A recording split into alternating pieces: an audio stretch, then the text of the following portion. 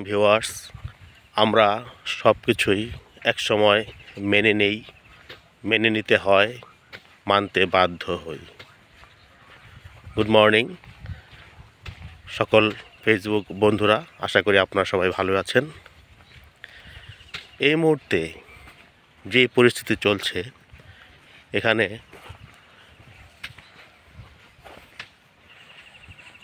যার কাছে সয়াবিন তেল আছে সে বড় লোক।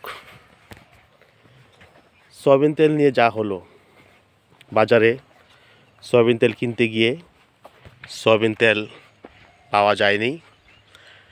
কোনো দোকানদার, কোনো ব্যবসায়ী গায়ে লেখা মূল্যের চেয়ে বেশি দামে সয়াবিন তেল বিক্রি করেছেন। তারপর কি হলো?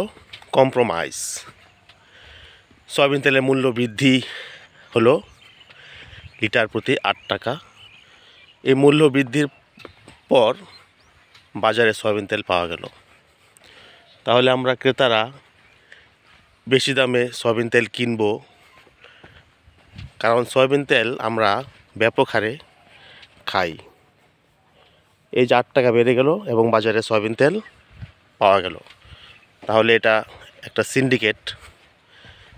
তারা দ্রব্যমূল্য, এই সয়াবিন তেলের মূল্য বৃদ্ধি করার উদ্দেশ্যেই বাজারে সরবরাহ কমিয়ে দিয়েছিল। এটা আমরা ক্রেতারা মেনে নিয়েছি, মানতে বাধ্য হয়েছি, কারণ না মেনে তো উপায় নেই। না মানলে আপনি যদি বেশি দামে সয়াবিন তেল না কেনেন, তাহলে আপনি সয়াবিন তেল খাওয়া আপনার বন্ধ করে দিতে হবে। তাহলে আপনি ভোজ্য তেল হিসাবে কোন তেল ব্যবহার করবেন? আপনাকে আরেকটু বড়লোক হতে হবে, সেটা হলো সরিষার তেল যদি কিনেন। সরিষার তেলের দাম সয়াবিন তেলের দামের চেয়ে বেশি। আর আপনি যদি সয়াবিন তেলের চেয়ে আরেকটু বড়লোক হতে চান, তাহলে আপনাকে সরিষার তেল খেতে হবে। আর যখন সবাই সরিষার তেল খাওয়ার দিকে ধাবিত হবে, তখন দেখবেন বাংলাদেশের চিরাচরিত নিয়ম অনুসারে সরিষার তেলের দামও বৃদ্ধি করা হয়েছে। এখানেও সিন্ডিকেট তার গুরুদায়িত্ব ঠিকমতোই পালন করে ফেলবে। তাহলে ভোক্তা হিসেবে আমাদেরকে মেনে নিতে হয়, আমরা মানতে বাধ্য হই। ঠিক একই রকমভাবে সয়াবিন তেলের মতোই আরও অন্যান্য দ্রব্যমূল্য, যেমন এক এক সময় এক একটা, পেঁয়াজ, চিনি, রসুন, আদা, আলু, সব কিছুরই দাম এরকম সিন্ডিকেটের মাধ্যমে বাড়ানো হয়ে থাকে, পর্যাপ্ত সরবরাহ থাকার পরেও।